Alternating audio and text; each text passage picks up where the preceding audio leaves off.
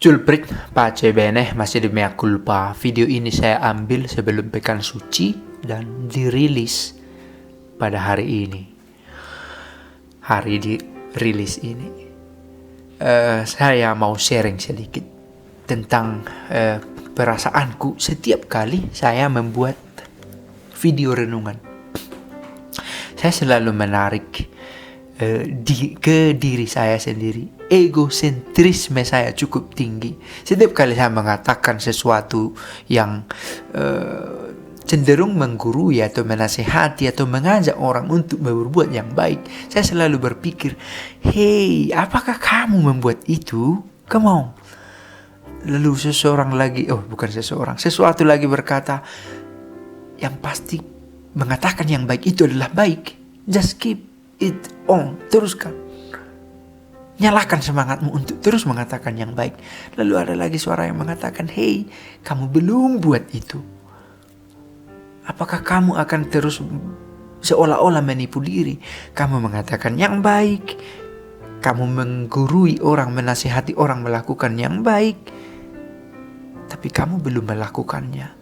Lalu kemudian saya berpikir, benar juga. Saya tidak melakukan, tetapi saya mengatakan.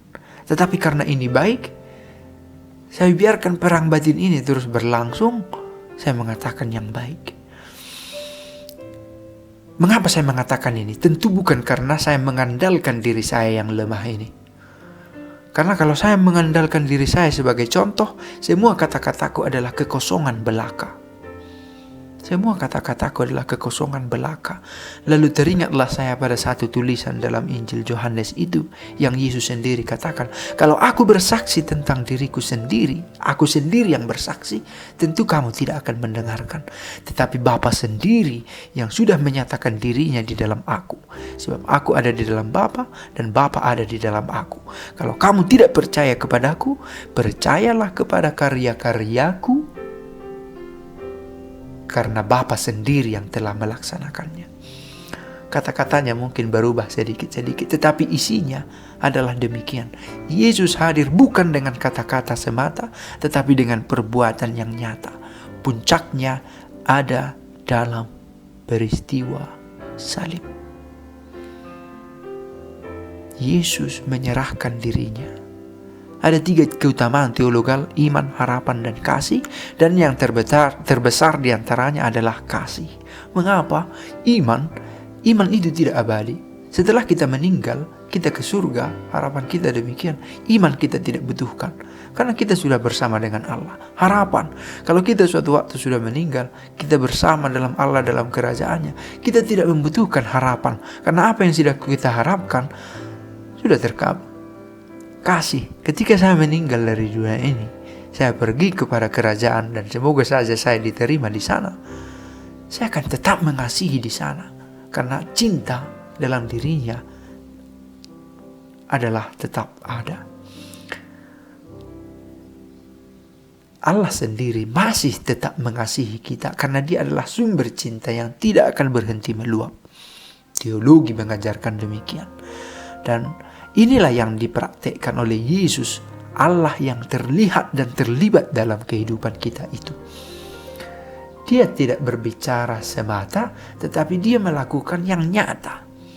Bahkan ketika orang tidak percaya akan karya keselamatan Yesus, akan Yesus sendiri sebagai Allah, orang bisa melihat karyanya yang nyata, bahwa Dia mati bukan untuk dirinya sendiri, tetapi untuk orang lain.